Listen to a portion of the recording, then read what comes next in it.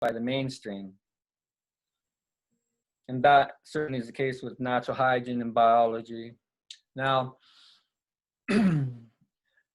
once we do that, we can go into hygiene and figure out how biology really works, and we can see the logic behind it, the sense. And then by practicing that, we practice how to think logically and sensibly. We're becoming independent thinkers, not TV watcher thinkers. We use our own mind to determine what makes sense, what's logical, and so forth, not waiting for someone to tell us. Studying hygiene can give us that. Okay, so anyways, I have, through the years, researched many subjects. One of the subjects that always puzzled me was religion, how that came to be. Obviously, it's not true. Obviously, it's a misrepresentation of something. But what was that? And so in my studies, I came to realize that it was modern religion is all based on mythology, ancient mythology.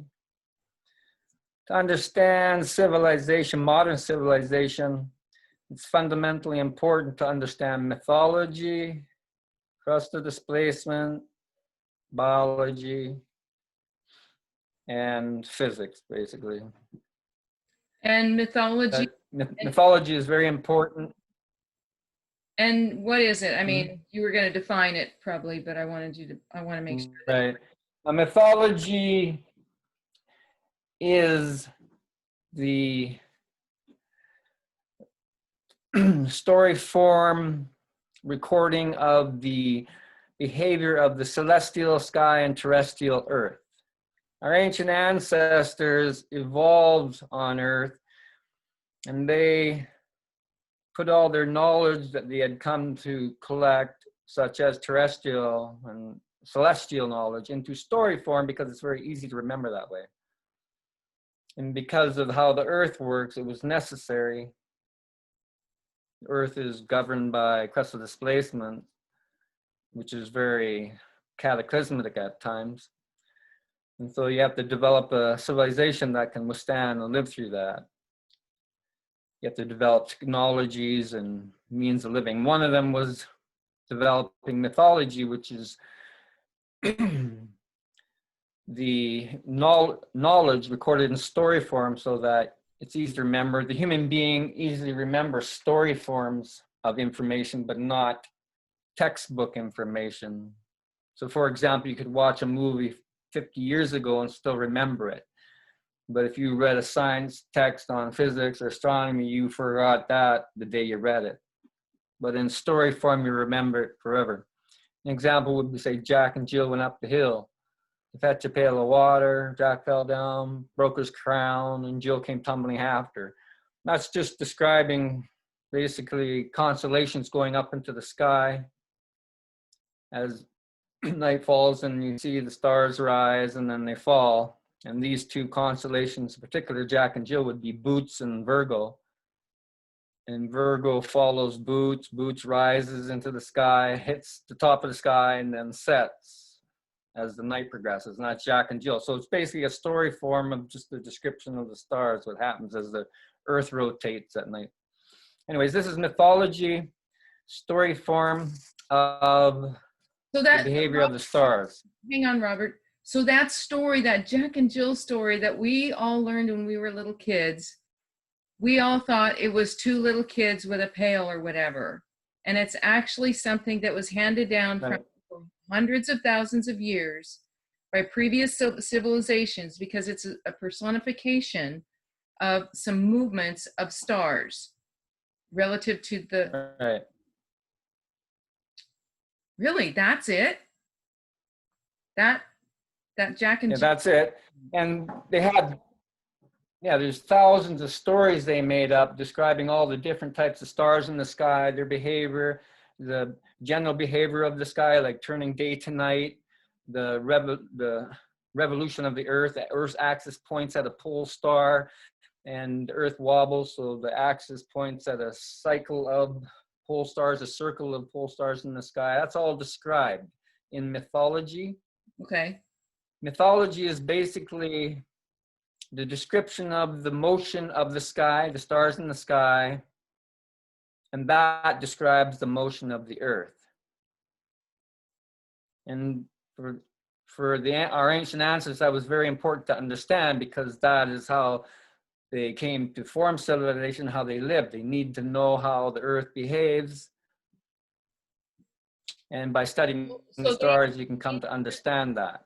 They need to know how the earth behaves because they are displaced every 20,000 or so years by this cataclysmic event. And by knowing where the stars are, they can know where they are on earth and what they need to do in order to survive. Is that right? Yeah, sort of. Okay. The earth has 4 basic motions, and they support life. It has rotation day and night. It has orbit around the sun. That gives us the heat. It has a wobble that creates the tilt of the earth. And as the earth orbits the sun, that creates the seasons. And then it has the 4th movement, which is crust displacement, and that's a regulator of life. The other 3 motions support life. But the 4th one, it forces the speciation of life. The other motions are occurring constantly, but the 4th motion of Earth, the crust itself, that only happens every 22,000 years on average, lasting 2,000 to 5,000 years. And the crust, because it becomes a little imbalanced due to ice growth on the poles and settling of land across the surface of the Earth, becomes unstable, dynamically unstable, and develops a torque towards the equator because of the spinning of the Earth, the rotation. That rotation combined with the imbalanced landmass or imbalanced mass on the Earth causes a force on the crust towards the equator. That's physics. Okay. And Just a sec, the moon is always flexing the Earth. The moon, yeah. So I just wanted to clarify those first 3 motions of the earth those are things that are taught in every college. Everybody who knows geology. Yeah, that's astronomy, geology. But the 4th movement has been suppressed. It doesn't get taught at all. It's nowhere. And that's No, you don't find that. What? Yeah, you don't find that in our standard texts in high school, university. They don't teach that part. Okay. It's geology, and it has been shown. There's books written on it, but they are suppressed. Okay. They're not part of mainstream science, mainstream geology. Okay. We're getting sort of into too much detail, I think. Is there any way that you can just give us a synopsis of what the Bible is and how it relates to all of this? Okay, so because of the way the earth works, it forced humanity to civilize itself. Crust displacement moves every 22,000 years, the crust by 3,000 miles towards the equator. It does that adjustment, and that moves species around on the planet. And they go into new climate zones, and that they have to move back, adapt, or die. So species are always being pressured to change, and that causes speciation. So crust displacement is destructive because earthquakes happen and volcanism and so forth is vastly increased. But in doing so, it speciates life, which secures life on the planet. It's just that if you're a particular species, you need to be able to adapt or you die. And so it is with us human beings. We were in the tropics. We eventually got knocked out of the tropics by crust of displacement. And we then used our intellectual ability to study Earth and come up with methods to live, which is then technology. We started growing foods and creating houses and heat systems and so forth to be able to live outside the tropics, and that became our way of life. And then we communicated all that, and by that we formed civilization. Robert? Now we recorded the knowledge of how the Earth works in mythology. Okay. Just to clarify. And that's now where we did evolve in the tropics for a very long period.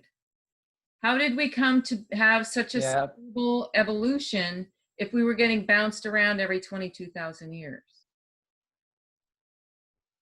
Well, we were evolving as a species in the tropics, and crustal displacements don't only move you 3,000 miles. So if you're in tropics, you generally are staying in there, just moving about, but eventually you're going to be moved out. You can be Okay. moved back in as well. But our species became what we were, fruit eaters and no fur and so forth. So we became very weak or very sensitive. And we had a tiny little niche in the tropics and we got knocked out. And so we adapted by using our brain. And once you're out and start creating ways to live, you become dependent on those. And even though you can go back to the tropics, your new lifestyle is what you become dependent upon. You forget the old way of living because you've been living a new way for thousands of years. Right? That's what happened to the human. Mm-hmm. And so we created civilization as a means to exist on this earth, on an earth that's controlled by crustal displacement. You could get moved back in the tropics, but you're always going back out. So we developed civilization as a means to secure our life on the planet. Our life as a human being, as a human species, depends on civilizing, but we need to civilize correctly in accord with how the earth works. Right. All right. Right now we have a profiteering system. Right. What? So civilization, you know, people, like I said yesterday, civilization is always getting denigrated by environmentalists and people who they don't understand that civilization is something that we need. We've needed it for a very long time. We're just doing this civilization wrong. Modern civilization has been sort of hijacked, and it has been turned into something destructive and unsustainable. But this is the first time that civilization has ever been like that. Civilizations in the past have been sustainable, nature-loving, earth, harmonizing, successful cultures. And we wouldn't be here right now if they weren't, right? That's right. We were evolving over hundreds of thousands of years and then millions. But in the last couple 100,000, we got into civilization quite a lot because we had advanced to the state that we were as human beings. And then we developed civilization as a means to survive, thrive, living in accord with crustal displacement in particular. Because that only comes around every 22,000 years. And if you forget about it in the quiet times, then you start living incorrectly. And then when it comes along again, the next crustal displacement, it'll, if your system is not robust, it's going to knock it out. And that knocks the species, human species as well with it, because the system gets, right. And collapses. Let's just define. Now, we were living as sorry, there's a delay. So let's just define what you mean by robust. So living in accord with nature. If you build buildings, you build them with crustal displacement in mind, because things are going to get tossed around and they have to be extremely stable, right? You just do. That's right. During the crustal displacement, earthquakes. Go ahead, sorry, go ahead. Yeah, during a crustal displacement, earthquakes, volcanisms, tsunamis, and so forth are ramped up 10,000 times over current levels. And so if you have your structure of your civilization must be able to handle that. Your life, you've built a structure and your life is dependent on it. So that structure needs to be robust, strong, and durable so that it can last through all those earthquakes and volcanism and tsunamis and so forth. If it isn't robust, they get knocked out. And that means humanity gets knocked out because its life depends on that structure. Right? And that's the situation we have today. We were, as ancient civilization, we were living that way up to about 6,000 years ago, 6,500 years ago. And then we got overtaken by a certain group of people that spread misinformation in order to capitalize on humanity, to profit off humanity. And in so doing, they created a living structure, a way of living that was out of harmony with crust of displacement. We developed a civilization that was using its technology for only the sake of profiting these people that lead us, and not profiting or benefiting humanity itself to secure its life on an earth controlled by crust of displacement. All right. Right. And that started about 6,500 years ago. And everybody knows that. That led to that. Everybody knows that there's something wrong. Everybody knows that everything's about money, but they don't understand why. And this answers that question. Right. Because these people that... Right. We look around us, Go ahead, sorry, go ahead. We look around us, we all sense there's something wrong. We can't see ourselves living like this forever. We're consuming. It's all about profit, rich and poor and so forth. There's a lot of turmoil. So we can sense there's something wrong. That this is a different lifestyle, completely 100% different than ancient humanity lived, which was to support humanity equally across the board. No rulers and economy, world economy to make profit for the sake of profit. And so we instinctively understand there's something wrong with modern civilization, but it's modern, it's not ancient. It started 6,500 years ago, it's frail, it's built to create profit for the leaders of it. And the common people like us, we're just there to serve as the profit makers for these people. We're the workers, the consumers that then allow this profiteering system to continue. And the system is called modern civilization. Everything about it, we're used to it, we live in it, we don't question it really, because we do not see how we used to live. We've forgotten about that. Isn't that all right? Mm-hmm. So if you want to understand civilization, modern civilization, you have to question it itself, everything about it. Yeah. And that's what I did. Everything, right. Now, fundamentally, how we got into this position was that the people that subjugated humanity to itself starting about 6,500 years ago, they took mythology, the knowledge recorded by our ancient ancestors, literally. And by taking mythology literally, you create religion. And the record, Robert, all right? The record is the Bible, right? Yeah, well, there's lots of different versions of mythology. It's all describing the same thing, but we have Hindu mythology, we have Greek, we have Roman, we have Egyptian, Persian, and so forth.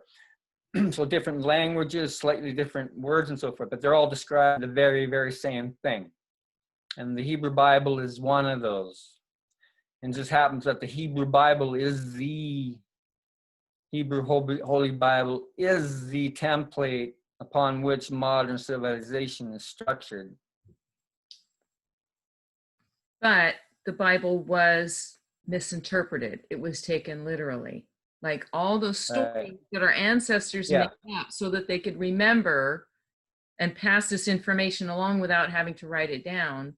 All of that, those stories were taken literally, like Noah and the Ark and David and Goliath, and all of those stories are turned into these fictional historical characters, and they're not real. They're stars. It was just our ancestors' way of telling posterity where the stars were, so that they can know where they were on the earth when they got messed around by crustal displacement, right? Yeah, well, they by culturalizing the information, they had their celestial knowledge, which described terrestrial Earth's behavior, but by turning that into story form, they could culturally live it. They could embed the information into their daily lives. They could make plays out of the behavior of the stars and play these out on stages. And so they'd be watching a play and it being acted out by human characters, but it's describing the behavior of the earth. That was their entertainment. Whereas today we have idle entertainment. It's just a bunch of characters playing things, but there's no information behind it. Right. So the entertainment that our very wise ancient ancestors indulged in was always educational. It was always keeping this very important information in front of people in relevant ways that would keep their attention, and it would never be forgotten. Right? Right. So while they're, at the very, they're getting entertained, but at the same time, they're honoring and respecting how nature behaves and following it. They adore it. Okay. The characters, if they have characters in the play, like say, for example, a Jesus character, they know that's the sun, the morning sun. And so they're respecting the morning sun and how beautiful it is when it rises. Mm-hmm. So they're connecting directly to earth. And that's just one little example. Whereas today, the term Jesus is thought to be some miracle person that walked on water and so forth. And so it's just a fantastical story with no connection to earth, to reality. And so we live in a mindless, idiotic mindset, disconnected from nature itself, from earth itself. Mm-hmm. Oh, Robert, are you still there? How Mod Civ works, you need to understand mythology. And so an example is the Hebrew Bible. You can study that to see what it's actually describing. And it's actually describing All right. Astronomy. And what it's describing is the celestial sky, the motion of the behavior of the celestial sky. So we can read some stories in it and realizing that it's describing the sky, day or night, we can figure out who characters in that Bible are. Now that is mythology, just from ancient mythology that's describing the sky, and it's been taken literally and posed as history, but it is not history. It is description of the sky. So, for example, we could look at Genesis, which is a creation story, basically. It's just describing in story form how the universe came to be. So we have the term God. Well, God is an acronym. I've always wondered, why does that term look like it? It's such an odd term. G-O-D, it's from Greek, 3,000 years old. G-O-D, meaning geometry of divinity. Geometry means the angles between objects, angular relationship. Divinity is a Greek word that means all the bodies in the celestial sky, the planets, the stars, the moon, and so forth. And so geometry of divinity is the Greek term for the angular relationship between the stars and the bodies in the sky. All right, how the earth rotates and how the stars then move. You have constellations in certain shapes, and you have the moon going around the earth, and then its position changing relative to the stars and so forth. So this is the geometry of divinity, the angular relationships between the bodies of the universe, of the celestial sky, G-O-D. And basically, we don't have a term for that today. We call it the universe. Back then, that term G-O-D means the behavior of the universe. That includes the rotation of the earth, the orbit of the earth around the sun, the wobble of the earth, the revolving or the orbit of the moon around the earth, and so forth. And let's see, where was this is, of course, in all mythological form and story form. So we look at the Bible and we see Genesis. Okay, then in Genesis we have Adam and Eve. Well, Adam means male, Eve means female. They're opposites, and all of nature is made of this: male, female, black, white, up, down. Okay, opposites. Now, specifically in the sky, Adam and Eve are probably Boots and Virgo. Boots is the man, a male constellation in the sky, and Virgo is a female. And Boots rises before Virgo, goes up to the top of the sky, and then sets, and Virgo, the female, follows. And there's a snake right there underneath both of them. And its head is in front of them. And so in story form, that can be described as the snake leading the two constellations, Virgo and Boots, to Set, leading to their downfall in story form. But it's really a description of, it's a description of how the sky came to be, but in story form. Now, Adam and Eve have 3 sons. The first son is Abel, and the second one is Cain. Now, Abel is the night sky. That's just all it means. And Cain is the day sky. Cain kills Abel. And Abel is said to be a shepherd of the animal shepherd. Now, that means he's night sky because at nighttime you see all the constellation of the sky, and most of them are animals. So once you understand mythology, then you can see what's being described there. So if you have a character that's described as a shepherd of the flocks or so forth, you know that means he's a night sky character. He's representing night. That's when all the constellations appear. Daytime you can't see them, and nighttime you see them all the zodiac with its Taurus, the bull and ram, and then all their bird constellations in the sky and so forth that cover the sky. Now, Cain, he's daytime. He's a tiller of the field, and that's associated with daytime. That's humanity working. So Cain kills Abel because he's jealous of him, because God, the Lord, likes Abel more than Cain. Now, this is because at nighttime, this is the time that you can see the universe. At daytime, you only can see the sun. That's part of the universe, but only one object. Whereas at nighttime, you can see the moon and the billions of other stars, and then you can see the motion of the universe and come to see how the earth is moving. So God, the behavior of the universe, favors nighttime because that's when you can see it. And so God favors nighttime. The universe favors nighttime. That's when it's seen. And then, so daytime's jealous of that. And so daytime then kills the nighttime in story form. That's Cain killing Abel. And then Adam and Eve have a third son called Set, or Seth. And Set means the setting sun. So it turns back to night. And then from Seth come all the rest of the night sky objects, the progeny, the sons, and so forth. And then we go on and on. They go through a set of birth of various figures, and you come to Noah. Now, Noah is just another story of day turning to night, and night back to day, and then day to night. So Noah is the sky. Just the term means sky. Noah has 3 sons. Noah. Robert, what information are those stories meant to convey? What important information?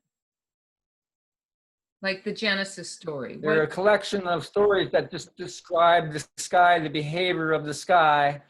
And there's a lot of behaviors of the sky that one records. So they made the various cultures all around the Mediterranean and around Earth, all of civilization, various societies had all their stories. And these were all collected into the Hebrew Bible. So repetitions of day and night and the behavior of the stars in the Bible, story after story, you're getting repeats. All right. Okay. Each culture had a slight variation how to describe the stars in their own language and so forth. They describe the same behavior. But as the people that took it all literally went around and infiltrated and took control of the societies, they did it by posing each society's mythology as literal, describing people and the earth, and by that they would dumb down those societies, and those people invading people would pose themselves as the ruling part of the sky, the pole star part, and the people just as the commoner stars. All thinking was describing earth. Okay. So pushing the mythology literally was a means by which this group of people could dumb down, divide, confuse, and thusly conquered the people they were trading with or coming into contact with. And that's obviously true Throughout the Mediterranean. because we all, most of us, 90%, I mean, take those Bible stories literally. And even the information Right. that people take from the Bible that they're not taking in story form, like be kind to your neighbor or whatever, they're still not getting the full meaning of the Bible, if that's No, all. they're losing their connection to the ancient people that they were. Right. They're forgetting how they used to live and why they followed the mythology and what it meant, what it was describing. And part of what it was describing was crustal displacement. Okay. Because All right. because this is such a huge, devastating event that is so risky for any species, especially a species that has the capacity for figuring out how to survive if we get bounced up to, the very northern latitudes or whatever, way out of our, our comfort zone. If we have the capacity to do that, it's very risky to not have this information about when it's going to happen and how and why and what we need Yeah. to do to survive it, right? Yeah. Now, the human being has an intellectual capacity, unlike so many other animals, right? I mean, we have the bodily anatomy to be able to make things and so forth. And so our way to adapt with crustal displacement was by using our brain to develop technology. And then we become dependent on that, studying nature, developing artificial technologies to support ourselves. Our life becomes dependent on that, has become dependent on that. Other animals, they adapt in other ways. For example, if you're a species that gets knocked out of the tropics and you have fur, well, the fur will keep you warm in the north. You can eat slightly different foods. If you don't make it, you don't make it. But the human being, we don't have that. We have a very advanced, intellectually developed brain, and we can figure nature out by studying it. But we remain very vulnerable, and we have to follow our new technologies. We invent foods, we create agriculture, we use animals to help us, we feed them, they help us. We develop homes, a way to build homes and way to keep ourselves heated, warm, and so forth. And with that, with developing agriculture, we also expand our food supply, and then of course we can expand our population. We don't just eat fruit in the jungle, we eat everything that we can cook that can be used to nourish ourselves. Right. Incidentally, of course, when you do that, you create disease because it's very difficult to digest and your body gets oversaturated in its own waste, and then you experience symptoms from that, and that's called disease. That's the biology part.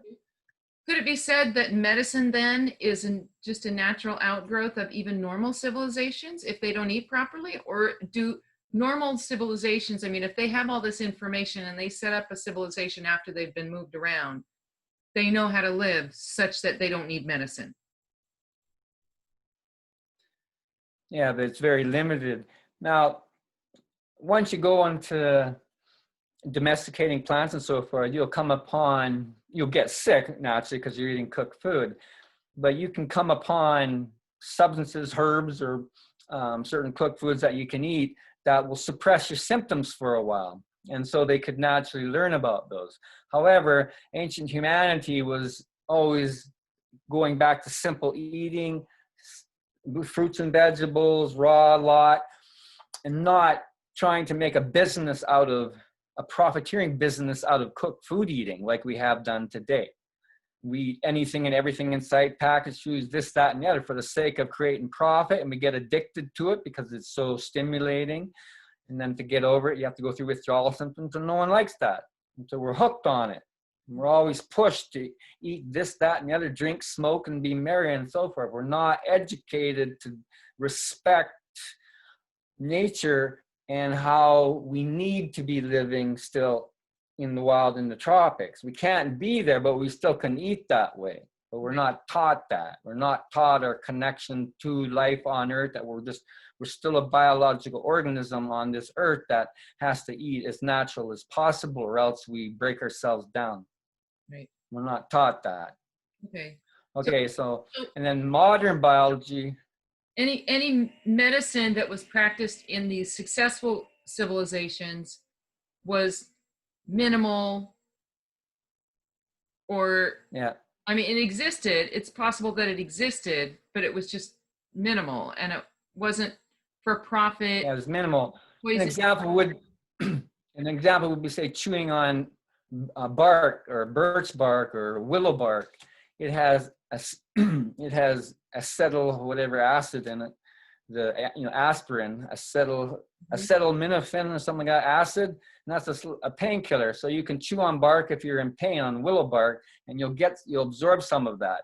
But that's if you have an injury or something. Okay, so there you have a bit of so-called quote medicine, right? You're just helping assist yourself. It's using technology, but you don't make your life dependent on it. You only use it as an emergency tool when you need it. Okay, right. Whereas today, people eat the stuff like it's candy. Right. Okay. For all the wrong reasons. Right. Okay.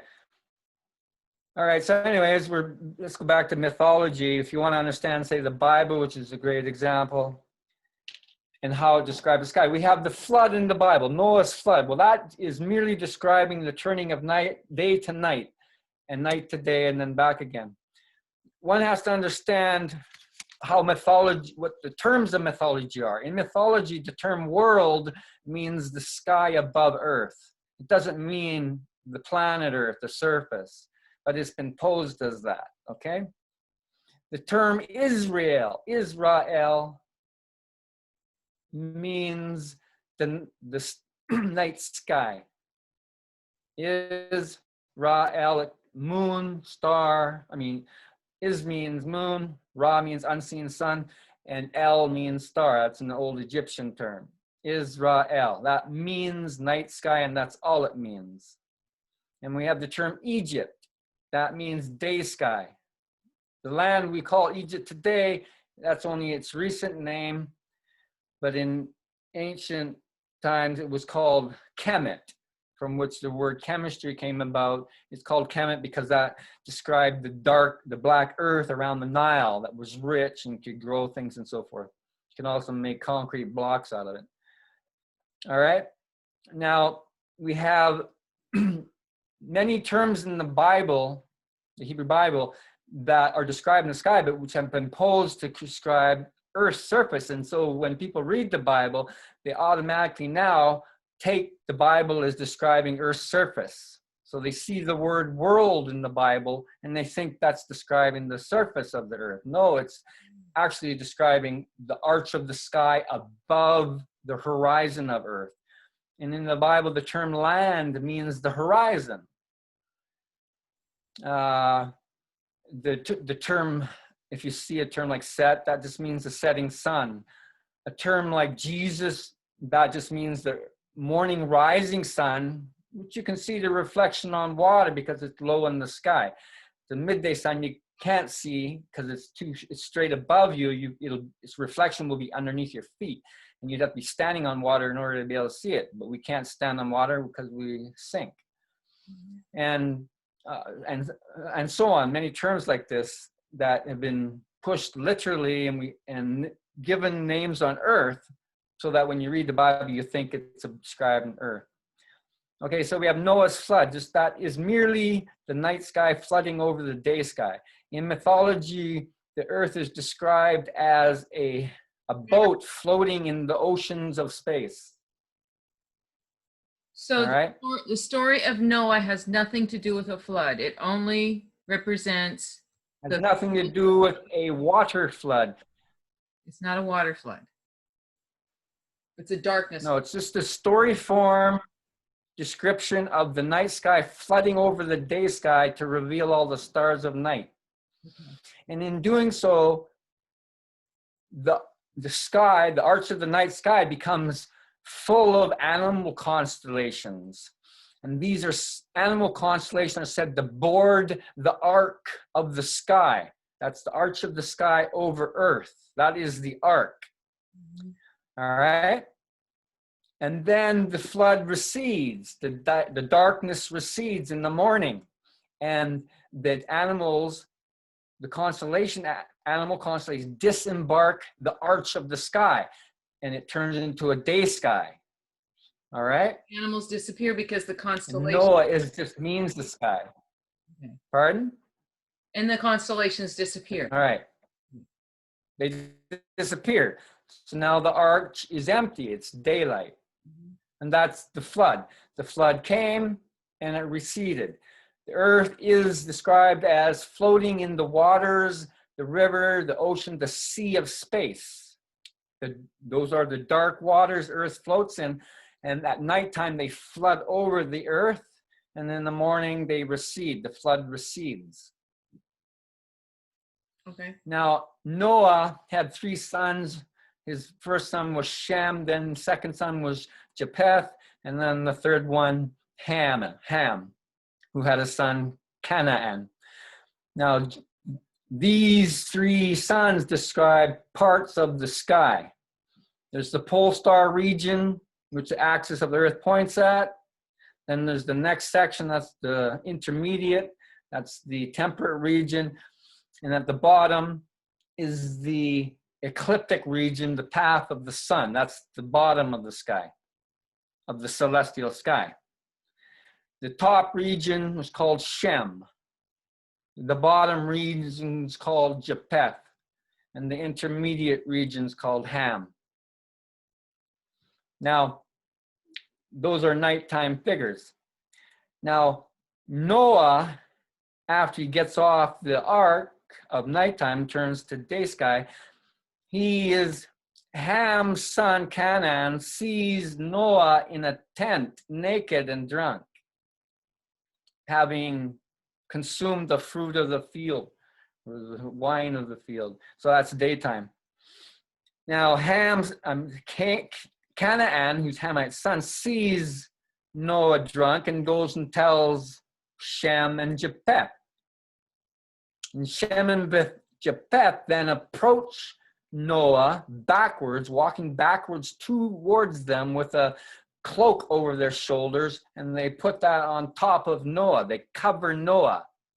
Now, Shem and Japheth are the night sky, the pole star region and the zodiac region, the ecliptic regions. They're covering Noah, the day sky, with a cloak, turning Noah into the night sky.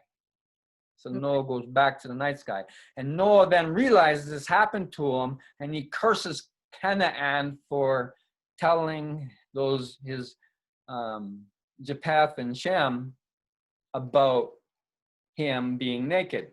And he curses Canaan, and Canaan is then unfavored for the rest of life and becomes a servant of Shem and Japheth. Becomes a servant of Japheth, who's a servant of Shem. And that's just saying Shem is a pole star and the rest of the sky is revolving around him. Okay. That's because of the Earth's rotation. Okay, so that's the Noah story. Okay, so I just wanted to clarify that this is the story that was made up by our ancestors, but what it's really describing is the behavior of the celestial sky.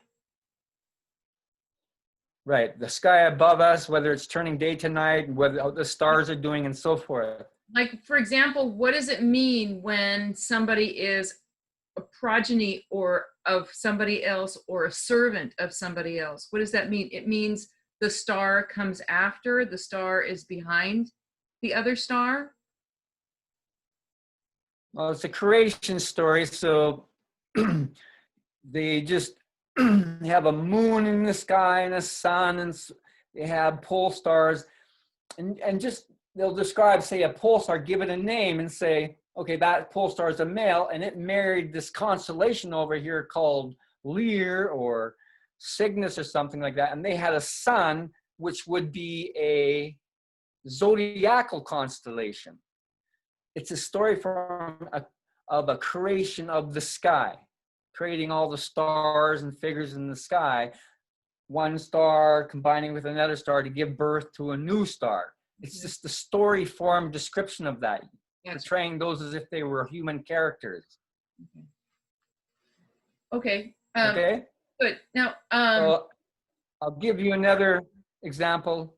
We can look at Exodus. Okay, this in Egypt in the Bible. Exodus is a description of the the day sky turning to the night sky. It, the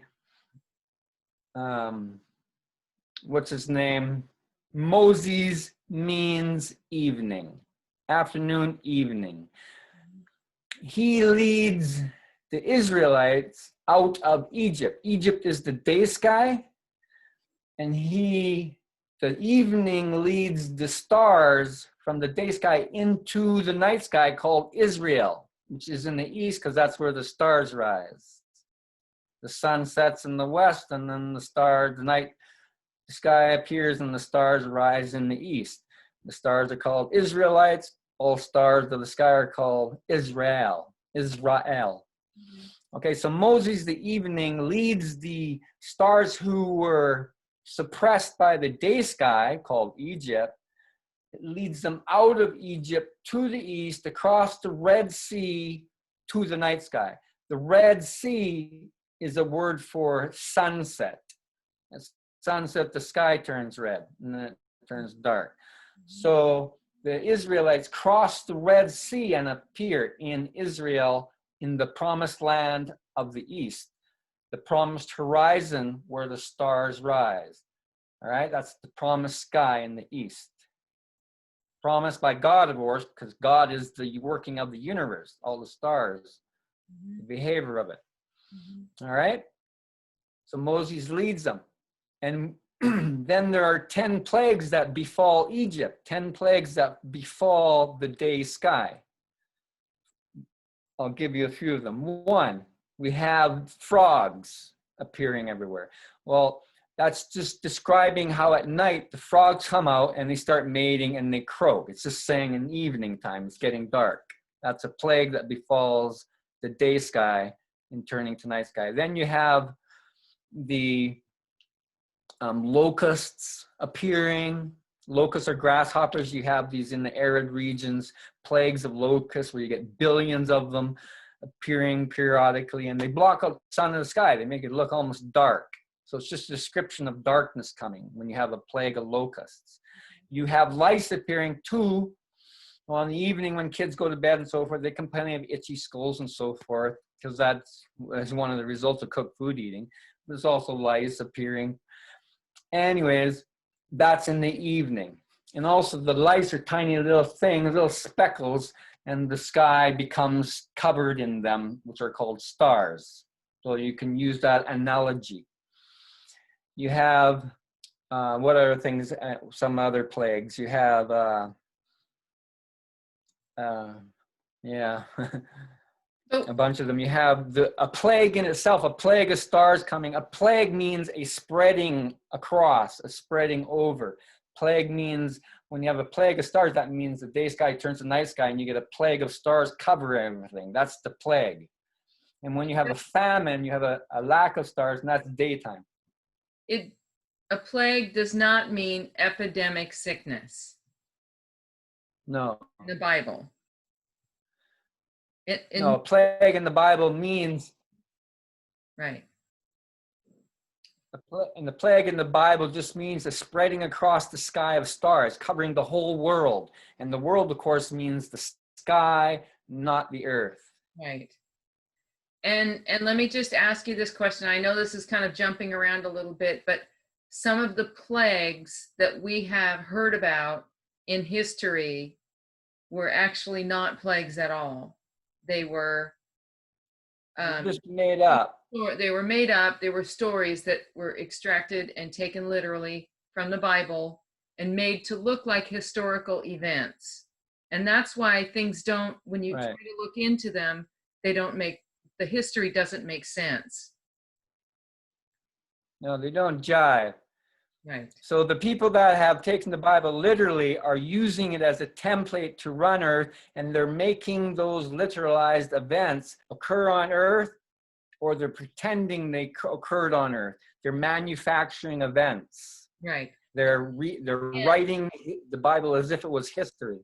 And just to sort of involve the current situation in the conversation, this plague that we are experiencing right now, that we were supposedly experiencing, is not a plague at all.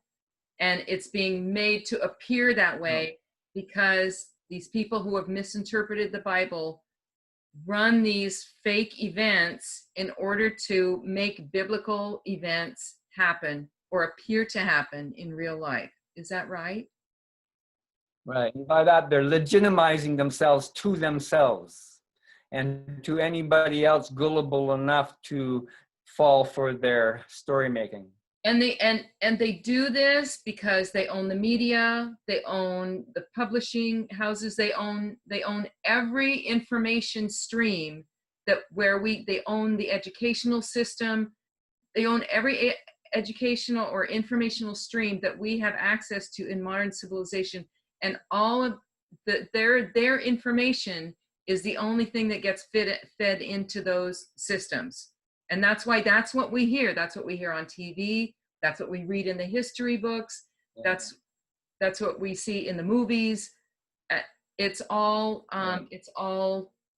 getting back to this family of people who have sort of hijacked civilization, right? Well, they've hijacked civilization. They're an inbreeding mafia family that started 6,500 years ago. That's their business. They run it for profit making, control, power, glory, and fame. And they use the spreading of lies and misinformation to break up humanity and thereby control them. That's their template, spreading lies, taking the Bible literally and posing it as happening on earth. That's their method. All right. And they've been doing it for 6,000 years and they're very good at it. And everyone's taken it as real. Right. And we know some of these people.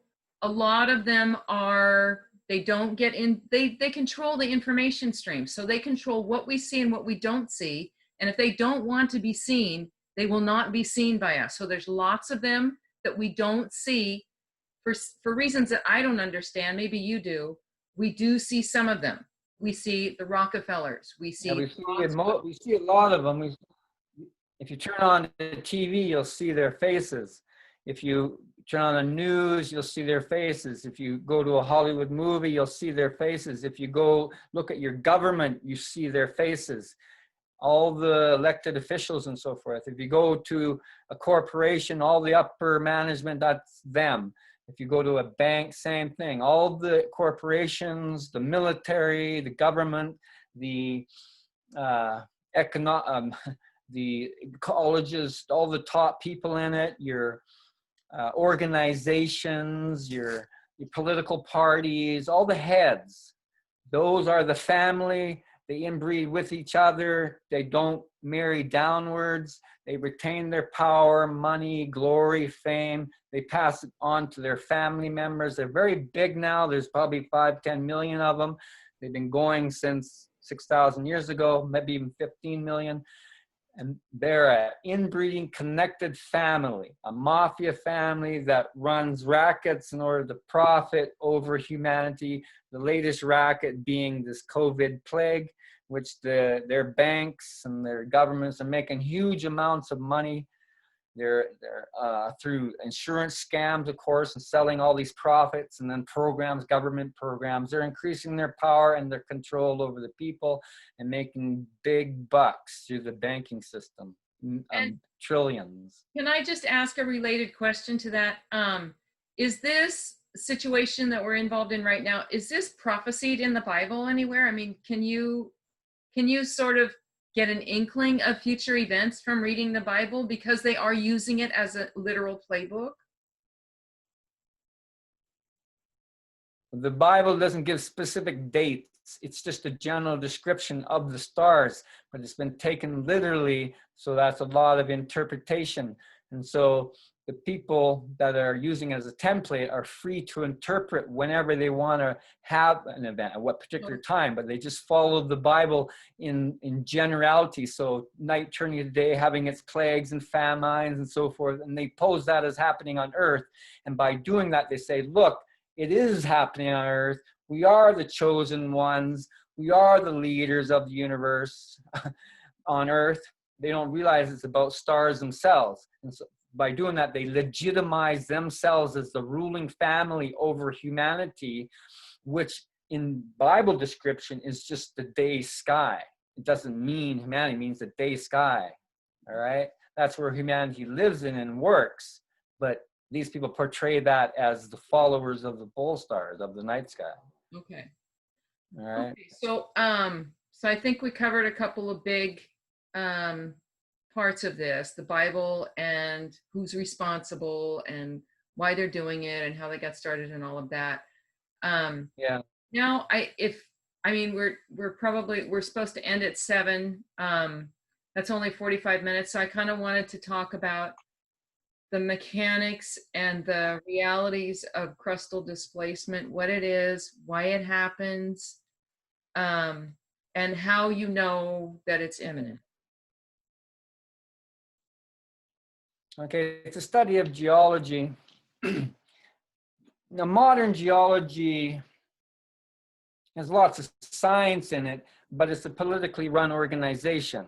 All sciences are politically managed, especially modern biology. Right. Biology is science, but modern biology is a political organization. And so it is with all our sciences, arts, and so forth.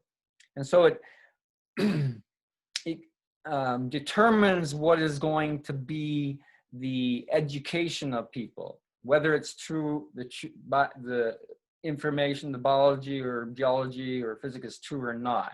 It'll just push it because the family that runs the world. All right. Mm-hmm. Now, so if you study geological science itself and the work of those who also did that, you will quite easily and fairly rapidly come to the realization that crustal displacement governs life on Earth, that it's the fourth behavior of Earth and works cataclysmically every 22,000 years. What's going on there is that the Earth's surface gets out of balance. The Earth is spinning, and it has unequal mass distribution of its thin crust, which is about 50 miles thick on average. And the crust floats on a mantle that's liquid below it. It's under high pressure, so it behaves as a solid. The crust can move on that liquid layer if it reaches if the forces that are pulling it equatorward become large enough to overcome the forces that are holding the crust in place attached to the mantle below it. Mm-hmm. When ice caps build up on the North and South Pole, they're out of balance, they're adding new mass to the surface on the land, and that creates enormous centrifugal forces that pull the crust towards the equator. Furthermore, land masses are always rising and falling, seeking equilibrium, and so that redistributes the higher and lower mass, the densities of it, across the surface of the planet, which results in a new imbalanced state of the revolving, spinning Earth. All right? It creates a mass imbalance center on the surface somewhere. And that will keep on building up until it's large enough to move the crust. But what enables the crust to move is that the gravitational attraction of the sun and the moon on Earth is flexing the crust all the time, and the crust is brittle. It's like bending a metal bar. If you bend it enough, it'll fail from fatigue. The bar heats up and develops cracks in it and then fails. Now, the crust is a three-dimensional bar, and it's being flexed by the moon. It has a tide. The oceans get a tide of 10 feet. The crust itself gets a tide of 3 feet. So it's being twice a day cycled back and forth. It's being pushed out and then down. So if the side of the Earth that's facing the moon gets attracted towards the moon, rises 3 feet, and then it rotates away and settles, and on the other side it goes back up 3 feet, and then it rotates back around to the moon and rises again 3 feet. So the crust is being flexed, and by that, the crust is being heated.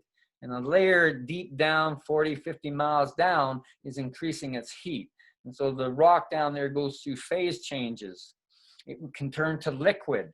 Now, instead of acting as, say, a pressure solid, it can suddenly act as a liquid. Now, over a 20,000-year period, this is happening, and the Earth is increasing its heat down there, which changes the phase of all these minerals, and there's zillions of minerals. Very complicated down there, but ultimately you get a pure liquid layer, a very weak liquid layer at a certain depth, say 40 miles, 50 miles, that then the crust is purely floating on, and there's nothing holding it. And what holds the crust in place from rotating, what? This mantle is not always liquid. Sometimes it's solid. So the mantle is parts of a liquid. It's not fully understood because it's far down under pressure, but the mantle is a pressure solid, behaves like a solid. It's a liquid under high pressure, and then it behaves like a solid. It also is made of different minerals, so parts of it can be liquid and other parts not. All right? And where it's more solid, the crust will be attached to it. But if that boundary becomes liquid, then the crust is no longer attached to the mantle. There's a liquid, full liquid layer, a nice continuous liquid layer in a sphere shape at a certain depth.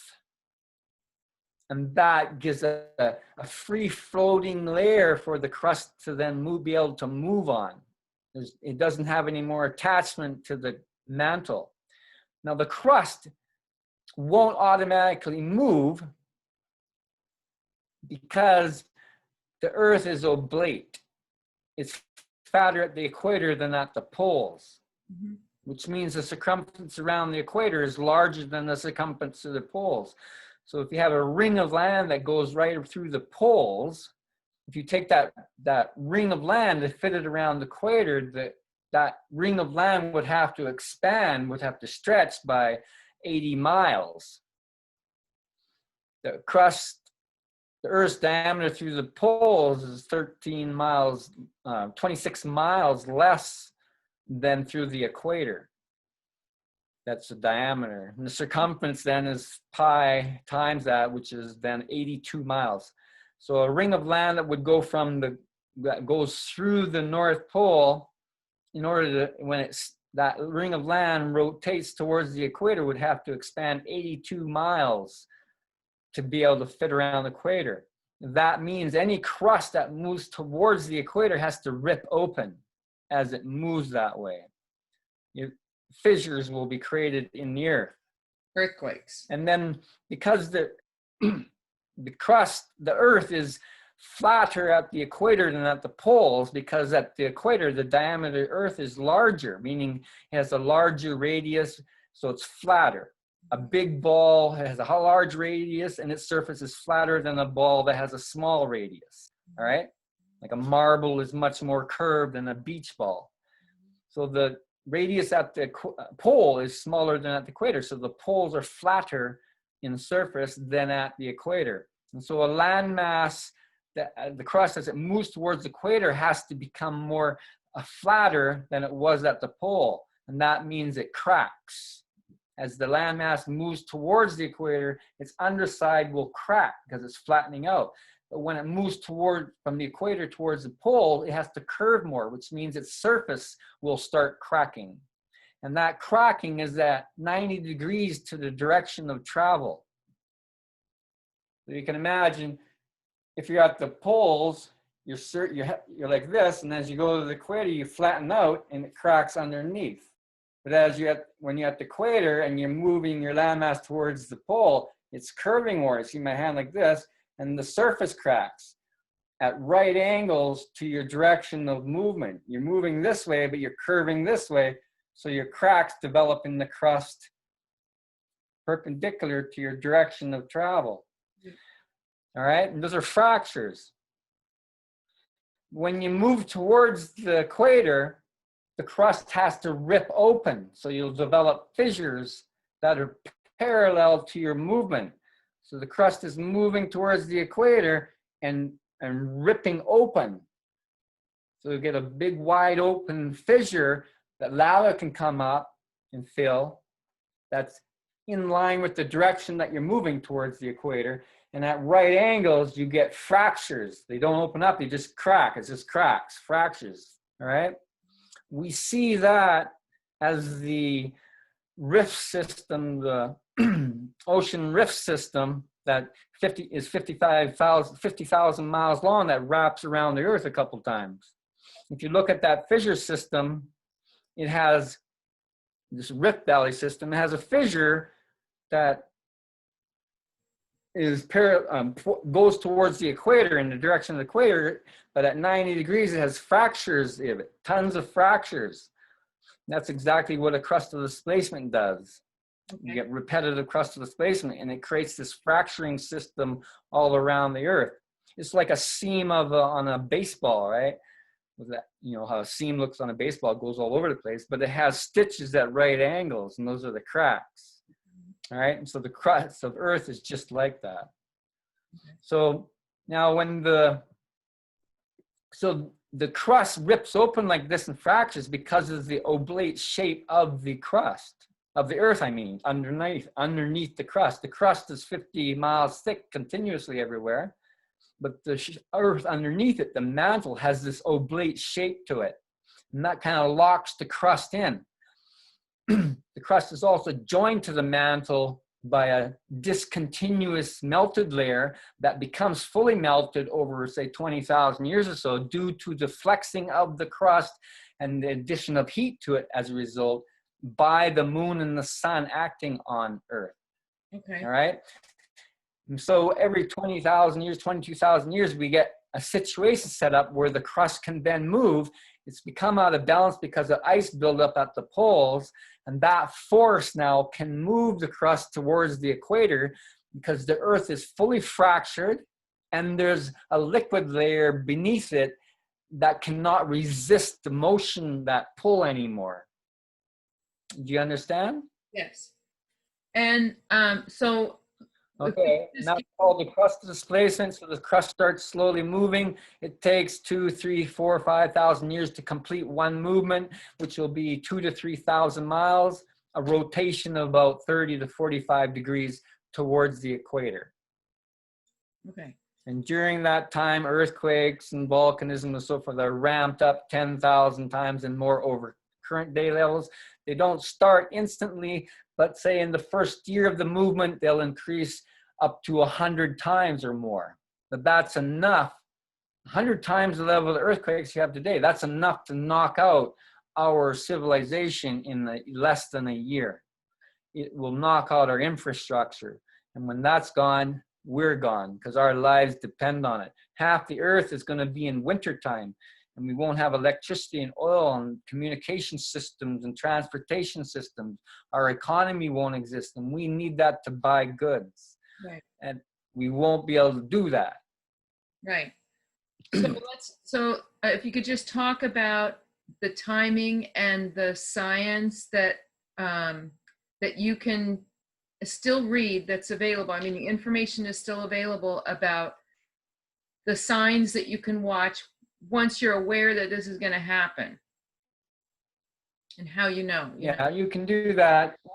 Well, great book here that's you can read about it by Charles Hapgood, Path of the Pole.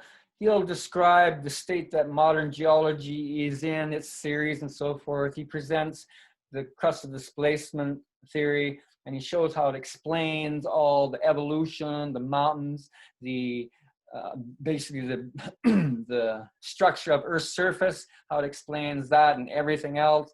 And he shows the failure of all modern theories to do so, and how those theories in themselves are based on only conjecture and contradict physics itself. All right. Okay, so his name. That's Path of the Pole. Robert. So the name of the book. His name's Charles Hapgood. Charles Hapgood. Yeah. And the book is Path of the Pole. Okay, I didn't see that before. Yeah, this is it. Okay. It's a very important book to read. Yeah. And he's dead, right? Yeah, that was published in 1970. The earlier version was Earth Shifting Crust. All right. Charles Hapgood. It's the second version. Path of the Pole is just an updated version with more in more science that became available, more knowledge to even further describe it. So Path of the Pole would be, That will if give somebody's, a, Robert, if somebody's going to read one book, Path of the Pole would be better. yeah, Path of the Pole is it. Okay. That'll give you a very strong foundation in geology. Okay. And it will describe how modern geology has railroaded itself into a false paradigm of ice ages, global warming, global cooling, to explain why the surface looks like it does, and mechanisms, dreamed up mechanisms like continental drift and plate tectonics, which all contradict physics to that modern biology or geology uses to describe how the earth is working. They're false. It's false science. It doesn't agree with scientific principles. Anyways, when you come to study geology, it's very important to realize that it's political. Modern geology is political, and so where it makes decisions based on politics, you have to be able to walk away from that. Just look at the science, what it says, and discard what some mouthpiece says it means. All right. So then we come to evidence that shows that when this crustal spacing is occurring.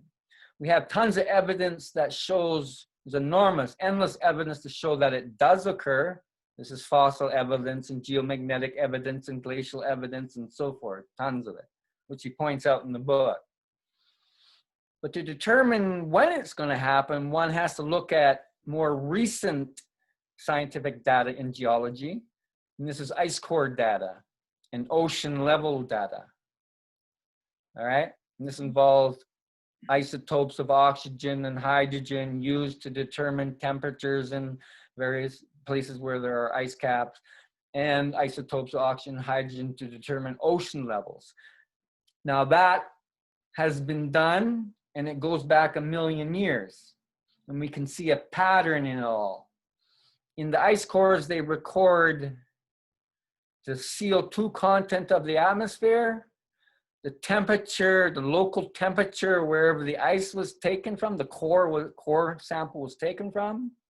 It records the CH4, the methane content of the atmosphere, and it measures they also measure the ocean carbonate precipitate level of dust in the atmosphere. Mm-hmm. All right, that's from the ice cores.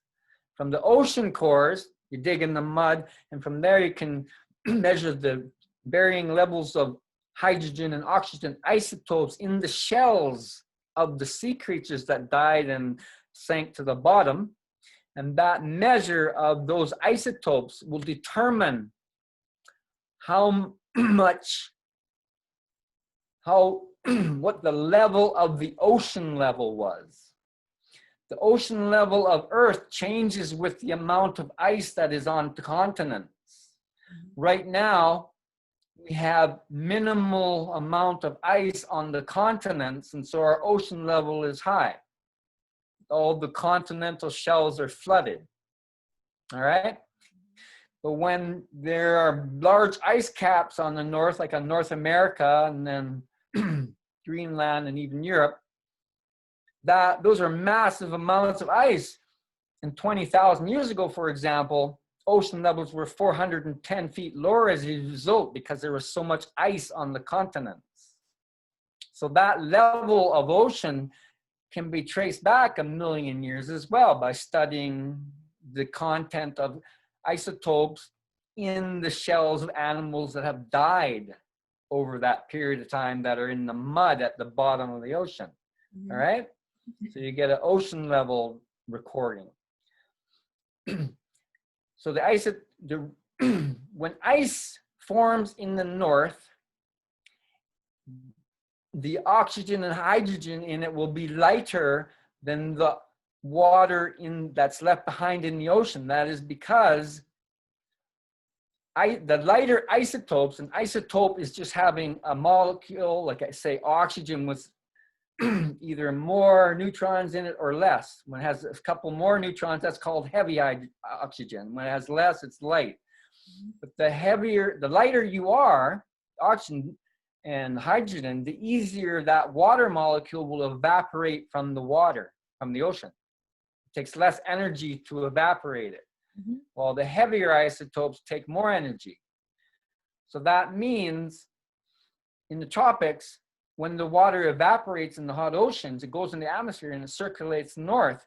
But the heavier oxygen and water, H2O, oxygen, hydrogen, falls out first because it requires more energy to keep it in the atmosphere. As you go north, it gets cooler. There's less energy. And so the lighter oxygen water will stay in the atmosphere longer than the heavier water. That will be left behind in the oceans. And the lighter water will turn into snow and form ice caps in the north, in the polar regions. And so polar ice, it's rich in light isotopes of water. All right? Okay.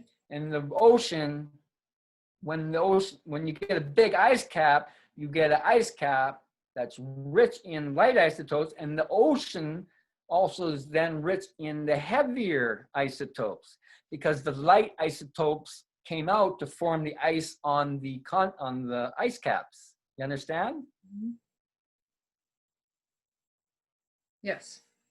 The heavier isotopes will travel farther north to form snow and then ice on the ice caps. But the heavier isotopes that evaporate in the tropics can't make it that far because it's too cold. There's not enough energy to sustain them as vapor in the air. So they fall out as rain and go back to the ocean before they get to the north, where it's very cold. All right, so we're creating an ice cap high in light isotopes. And then an ocean that's less rich in light isotopes, richer and heavier. All right, so now we have a huge ice cap, for example, on North America. We had one 20,000 years ago. Huge. It was the size, almost twice the size of Antarctica. All right, covering 2/3 of North America 20,000 years ago. And that was rich in light isotopes, and the ocean level was 410 feet lower. That's recorded. Those isotopes levels in the ocean are recorded by the organisms that grew 20,000 years ago. All right. Now that ice cap melted. There's no ice cap on North America anymore. It's totally melted. It was so big that it raised ocean levels 410 feet to their present day level. And this has increased the light oxygen isotope content of the oceans. And that shows up in the organisms that are growing in the ocean. And is this, they're using the Robert, water. Is this melting of this ice sheet on North America, is that acknowledged by modern geology? Yes. It is. Right. And this is acknowledged by... The melting is also what created these huge monumental structures like the Grand Canyon and some of those huge rock formations. Right. And I mean, all of that stuff. So modern geology understands that those structures were created by huge moving waves of water. Yeah, the Washington Badlands, the Cooley Dam, all those coulees in Washington. We have the St. Lawrence River, the Columbia River, the Grand Canyon, and so forth. Those are all carved out. The Mississippi River by the melting ice cap that was on North America, forming an enormous river. It'd be like, in total, the water coming off of it while it melted for 8,000 years would be like a river that's like 30 feet deep and 100 miles wide, flooding down North America. All right? Constant for 8,000 years. It carves out everything. Okay, geology knows all this. What the problem with geology is that it interprets evidence incorrectly because it's biased. It believes in ice ages. It doesn't realize crustal displacements are causing different sections of the Earth's surface to appear in the polar zones. So in other words, 20,000 years ago, Hudson's Bay of Canada was at the North Pole. The crust was situated, so that Hudson's Bay was located where the mantle's North Pole is. And so Hudson's Bay is at the north in the Arctic Circle, and as a result, it built a huge ice cap on it, that's 2 miles thick and 3,000 miles across. So that's then we had a crustal displacement. That's how far the crust moved 20,000 years ago from the North Pole to Hudson Bay. Yeah, it started moving 20,000 years ago and then took probably 5,000 years to move. Okay. That's a long way. And over a 5,000 year period, it moved 2,000 miles. Yeah. All right, so it's not very fast movement, but geologically speaking, that's very rapid. Right. Right. All right, that happened. So we had a crustal displacement 20,000 years ago, took 5,000 years to occur. It moved Hudson's Bay from the North Pole to the area, to the latitude it is at right now, which is 60 degrees. And that ice cap then melted and took about 10,000 years to melt fully, during which time the ocean levels rose 410 feet to the current level they're at today. Okay. And we see these in graphs. So I'll give you just a quick little, this is an ocean level graph that geology has produced. And we see the level of the ocean 20,000 years ago right here. Mm-hmm. And then today is right here at 0. 20,000 years ago, we saw the ocean level start rising.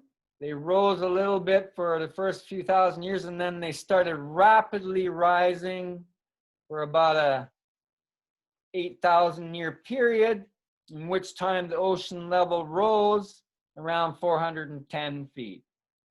7,000 years ago, most of the melting had finished, the ice cap was melted, and so the ocean level remained fairly stable.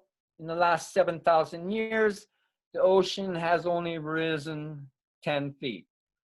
In the last 2,000 years, it's hardly risen at all, and in the last 1,000 years, it's been stable, hasn't changed. So we can see that right there. The crustal displacement occurred right in this region to move Hudson's Bay outside of the Arctic Circle. And then the ice cap rapidly started melting because it was in the temperate region, warm region, and it took 8,000 years for it to completely melt. This is biology, and they know that. Geology. All right? Geology. I mean, geology. Mm-hmm. The problem is that geology doesn't realize that crustal displacement brought that about, brought this change. Okay. They think some magical thing happened that ended the ice age. They come up with a bunch of dumb ideas. They can't explain the end of the ice age. They have no explanation for that? No. Okay. They come up with the odd theory, but it's all mixed up and contradicting. So for example, they propose that the North warmed up and the Southern Hemisphere cooled down, which is impossible. The Earth gets shined on equally by the sun all the time. It's at a tilt. The Southern Hemisphere gets heated just like the Northern Hemisphere. Mm-hmm. The sun doesn't prefer one side of the Earth to the other. They're identical to the sun. But geology proposes that somehow the sun prefers one side of the Earth to the other sometimes. It's illogical. Okay. The geology proposes its ice ages and claims that there are when the Earth gets really cool, somehow it gets really cool, they say, and this causes ice caps to build across the planet, right down to the equator. They find there's evidence that India and Africa were buried in ice caps.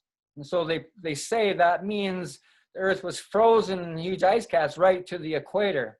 But this contradicts meteorological physics, because in order to create an ice cap, a continent-sized ice cap, you need moisture, you need evaporation of water to go in the atmosphere to create the snow that's going to fall onto the land to create the 2-mile thick ice caps. If you have 2-mile thick ice cap, that means you needed 20 miles plus of snow to fall to create that. And that's not even considering the melting during the summertime. All right. So geology, the geology ignores meteorology in making its claim that ice ages are a result of the Earth cooling down. Okay. Physics says if the Earth cools down, you don't get ice caps because there's no moisture in the air to grow them. Okay. All right. Okay. So Robert. And so, anyways, we got about 10. So the ice age theory is actually, it's false and it's crust displacement causing things. Okay. Okay. So we saw this graph here. I want to go on to a historical graph. This is just for the last 20,000 years. This is that graph expanded to the last 900,000 years. Can you see that? Oh, yeah. Wow. This is the ice core taken for the last 100,000 years. And you see these peaks. Yeah. All right. They're repeating, they repeat, the peaks repeat everywhere from 100 to 120,000 years. Those peaks, they're measuring temperature in Vostok where the ice core is taken. They're also measuring, that's one graph, and another graph is measuring CO2 content of the atmosphere. Another graph is measuring CH4, and another one dust. And the graphs, though they are measuring different aspects of the atmosphere, all look identical. They follow that same pattern. Wow, really? They're identical. I'll show you some of the graphs. For example, get these online. Here we have these graphs. Here we have this one right here. That's temperature at Vostok. Below it, we have the ocean levels that are taken from the ocean, from the bottom mud. This is an ice core. These are ice core. Temperature at Vostok, where the ice core is taken. And here we have methane in the atmosphere at Vostok. And here we have CO2 at Vostok. If you look at these graphs, you'll see all the peaks line up. Everything lines up. All the graphs look identical virtually, including ocean level. Now, Robert, so the world ocean level, yeah. Is the cyclical nature of crustal displacement reflected in that graph, those graphs? That's right. So today, we see here, this is 0, we see the ocean levels right here, where my finger is, right there. Uh-huh. And in the past 120,000 years ago, we see the same peak. And then we see a peak right here, a little bit of a bump. And we see the same peak here. And we see the same peak here and here and here. Those ocean levels, that dramatic rise is caused by, we saw in my other graph, of the ice cap on North America melting. It causes that dramatic rise in the ocean level, Okay. which we saw in my other graph. Where did I put that? Keep talking, Robert. I'll be right back. The dramatic rise that we see. Right, there's your dramatic rise in the last 20,000 years. And that graph is expanded over 900,000 years. That was only 20,000 years, but when you look at the graph of the ice cores or the ocean level, ocean organism levels that determine ocean level, you see that repeating peak. That rises repeated here and here and here and here and here. It's showing that the ice cap on North America at its peak is down here, it melts, and then the ocean levels become maximum. So this steep rise here is the North American ice cap repeatedly melting. It forms and then it melts. It forms and then it melts. Every 100,000 years or so. It's telling us there's a crust of displacement that moves North America out of the Arctic zone to where it's located now, and that's recurring every 100,000 years, that crust of displacement. Now in the path of the pole, Hapgood shows that there was a crust of displacement 20,000 years ago, there was one 45,000 years ago, and there was one 75,000 years ago. All right? So 20, He wait a minute, shows- 20, Robert, 20, 25, and 30. He shows there's a crust of displacement that occurred 20,000 years ago that caused the ice cap on North America to melt. There was a crust of displacement that occurred at 45,000 years ago. 5,000 years, so 25,000 years before that other one, and then 30,000. And then about 25, right. So it's around every 20 to 30,000 years there's a crust of displacement. He's showing that. Okay. So on this graph that we see here, we have a 120,000 year period between the peaks. And in that period, there's a crust of displacement here. There's going to be one right here now. And there's 3 more crust of displacements in here somewhere. Because Hapgood shows there was one here. And before that, there was one at this point about. And then there's another one here. And then there's the one that's about to occur right now. We're at the peak ocean level here and here and here and here. And every time you get to the peak ocean level, you get a crust of displacement. All right? On this ocean level graph, here's 20,000 years ago. That's when the ocean levels are minimum. That's when the ice caps on North America. It melted, and now it's fully melted up here. So 20,000 years have passed. That started melting because of crust of displacement 20,000 years ago. We see that same thing having happened right here at 120,000 years ago. There was a crust of displacement here that melted the ice cap on North America and raised the ocean level back up to its peak. And then we see back here, the same thing happened. It fell again for whatever reason, came back up. And so we have our peak there. And then we go back to 340,000 years ago and we get that same rise. Hapgood shows that there was a crust of displacement 20,000 years ago, 45,000 years ago, 75,000 years ago. And he can't show these ones because you lose the data, because the crust of displacement caused a lot of destruction on the planet and you lose your evidence. But we know that was a crust of displacement there because the ocean level dramatically rose and then it fell dramatically again. And it can only do that if a new landmass comes to the North Pole. Right now, the Arctic Ocean is located at the North Pole and no ice can grow on it because it's water. But if a landmass moves there, you can develop a huge ice cap on it. And that water to form it will come from the oceans. And that causes the ocean levels to fall Mm-hmm. dramatically. And so that's why you get the peak ocean levels and then a dramatic fall off right after you hit the peak. You hit the peak and a dramatic fall off. You hit the peak and a dramatic fall off. There's a crust of displacement at these peaks.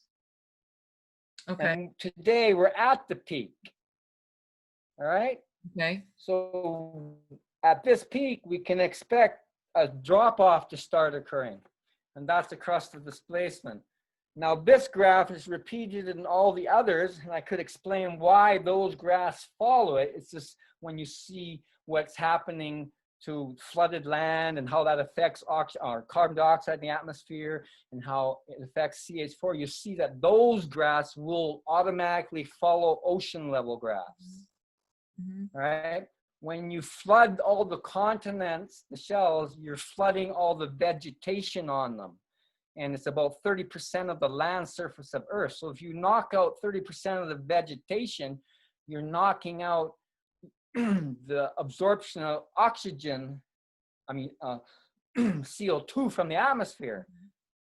That was taken up by the plant life, but the plant life is killed, so it leaves the CO2 in the atmosphere, and the atmosphere then increases in CO2. So as your ocean level comes up, your atmospheric CO2 goes up as well. And same with CO4, because when you're flooding vegetation, it rots and forms CH4, methane. So when you flood your continents, you can expect your CO2 to rise and your CH4 to rise at the same time.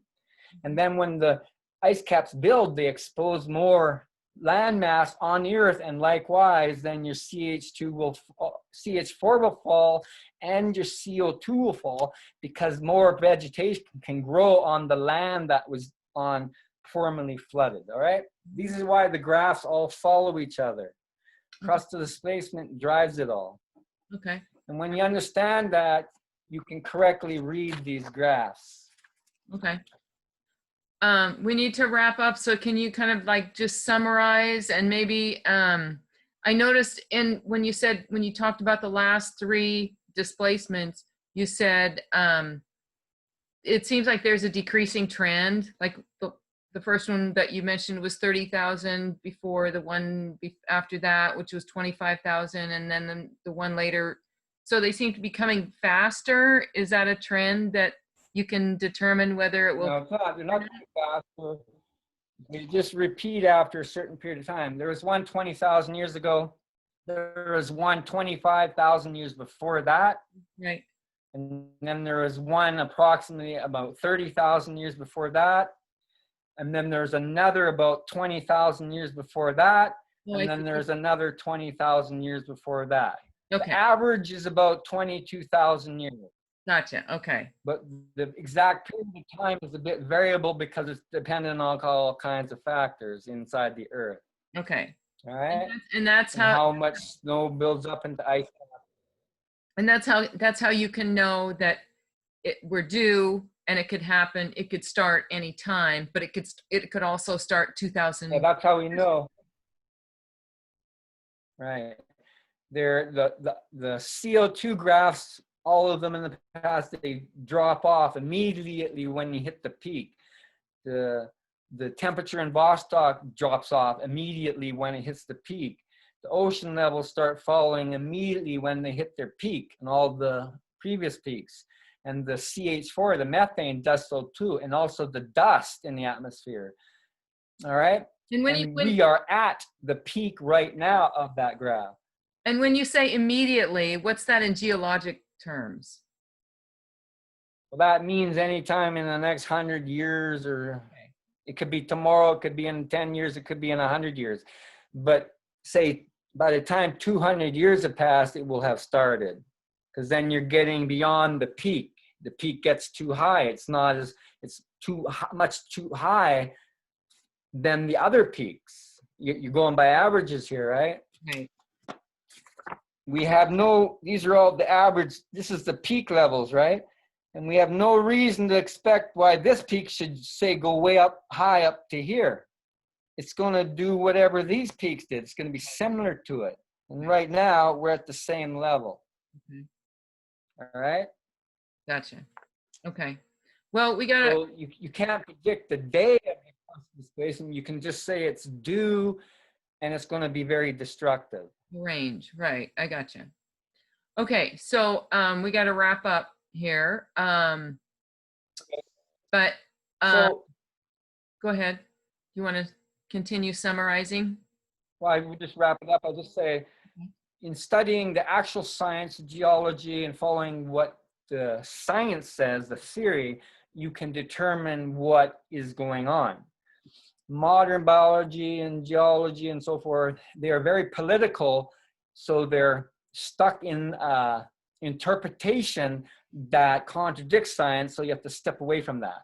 You have to go it alone, not listen to TV for conclusions. You can use most of the science, but not their theoretical conclusions, because those are based on biases. Right. They're based on assumptions that have not been proven or shown to be legit. And it's All right? in all Okay, of so the you so-called establish that. Pardon? and it's like that in all of the ologies, all of the so-called sciences. It's not real science. It's All the science are like that. For example, theoretical physics, that's idea physics. It's not based on observation. It's just mathematical equations to describe an idea a person had in their mind. right. It's not reality. It's like describing Santa Claus in mathematical form. Whoop-de-doo. That doesn't mean Santa Claus exists. You got to show the evidence first that proves it. And there are exceptions. Right? Santa Claus is There are a few exceptions, like engineering. You know, when you have to there are some follow exceptions. hard Engineering, right? Engineering is held to earth how it actually behaves. You can't make up stories. You get your mathematics, you get your physics, you get your theories dead on right, or the bridge falls down. Right. All right? You can't be slippery in it. But Right. the soft sciences like geology or biology, you can put interpretation there and just get people to believe it. Mm-hmm. Just promote it. Because if you make mistakes, you say, well, we were there too late to save you, or I'm not God, right? Something odd happened, right? You can get away with it, but not in physics. If your bridge falls down, you're getting sued by everybody. Right. You're killing millions or tens of thousands, right? The building falls over. Wow, just killed 5,000 people. Sue the owner, sue the builder. All right. Okay. So physics is a solid science, whereas the other ones are soft. Gotcha. Okay. Math isn't a science. It's just a symbol, a modeling system. You can model anything with it. You can make cartoons on TV out of it. Doesn't mean those are real. They're based on mathematics, but mathematics can be used to model anything. Okay. Gotcha. So you have to make sure your theory, your idea is true in the first place before you model it. Okay. Okay. So anyways, this is descriptions of the earth and mythology, coming to understand the ancient civilization, knew all about this, recorded in story form, and then lived by it culturally. They lived much differently than we do today. They use technology to help humanity as a whole, not to profit one group of people, enriching them at the expense of the rest of humanity. That's modern civilization. It uses technology to make profit and only profit. It has no knowledge across to displacement. It doesn't care about the earth. It wants money, profit, power, glory, fame for this rich elite family, like 15 million of them. They own everything. They run all governments, businesses, corporations, banking, sports, professional sports, arts, and you name it. All the institutions of the world. They created modern civ starting 6,500 years ago off their system of pushing mythology literally. It's theirs. They own it, they run it, they use it as a profiting system. We are the cattle that they use to profit off of. We're dumbed down, we don't realize our past anymore. We live our lives, we're dependent on it. We don't question it anymore. We see the confusion around us, but we can't get to why it is, because the information is suppressed. Okay. Through, like, for example, political geology and mythology not being revealed as religion and so forth. All right. Now, so we can't do anything about the crust of displacement. It's coming. It's going to knock out civilization. Humanity is going down, modern humanity. We can only spread the information in the hopes that future people will have some information, know how to establish a sensible living civilization with that information. But those would be rare people. Most people on the planet are going to die. 7 billion more, 7.8 billion people are going to be knocked out because they all live in cities, mostly on the coast, and their lives are dependent on that. So that'll get knocked out. We don't have to do anything about it. But now, on a personal basis, you can study, say, biology and come to understand how biology truly works, and thereby control your own health and not fall for the lies and misinformation that modern biology, medicine, and pharmaceuticals, one beast, pass around in order to profit off of the gullible people who follow their false teachings about what life is. Right. Okay? Yeah. And that's where you study natural hygiene. And if you want to get to the basis, what the biology is based on, you read books like Bechamp, upon which that is based, True Biology. And he explains the experiments, the scientific evidence that proves what life is, proves what causes disease, proves that there's no such thing as viruses, no such thing as microbes or parasites or germs. He proves it scientifically and experimentally. He is suppressed. You don't read about him in mainstream science. You don't hear about him in school, nothing. It's like he never existed. He existed in the 1800s along with his compatriots, and he proved that health is created by healthful living, and disease is created by overburdening your body by following harmful, unhealthy habits that tire the body out and cause it to overpollute in its own waste. Thereby, the body starts acting symptomatically. In other words, uncomfortably, which symptoms we call disease. Right. The Okay. disease is self-created, not coming from the outside. Okay, so that's what you can do for yourself to learn true science, such as biology, and not modern biology, which is a political system designed to profit off of humanity by pushing poisons that make a lot of money. Okay. There you go. So you brought it full circle there. Thanks for doing that. So we'll I did record this, so we'll talk about whether you want me to share this with the other people that were supposed to be here that probably couldn't find the link or weren't able to get in for some reason or whatever.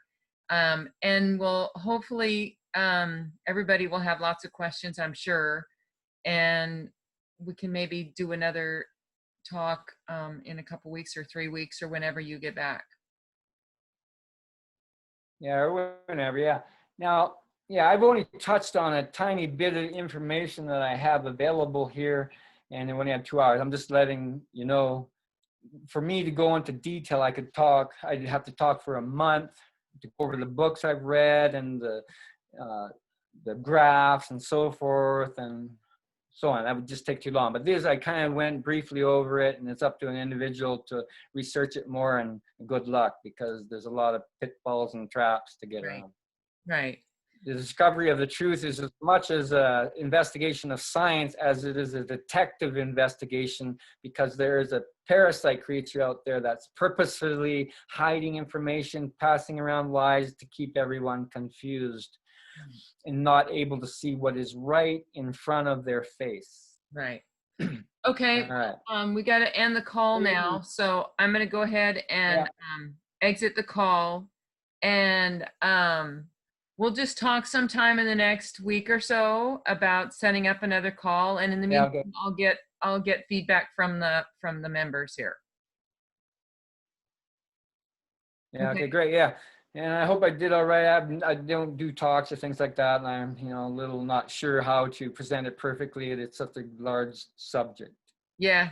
Yeah, we know. There you go. One human to another. Okay. Honest human. And I'm very Right. intelligent as well. Right. You're A just lot of studying. All right. okay. Thank you so much, Robert. This has been really interesting and fascinating, and I can't wait to hear everybody's feedback. And I'll be in Yeah, touch. okay, great. All right. Yay. All right. Thank Bye. you. Bye, Bye, everybody. everybody. Hope I didn't bore you. No, Hope I gave you something to think about. lots. All right. Bye.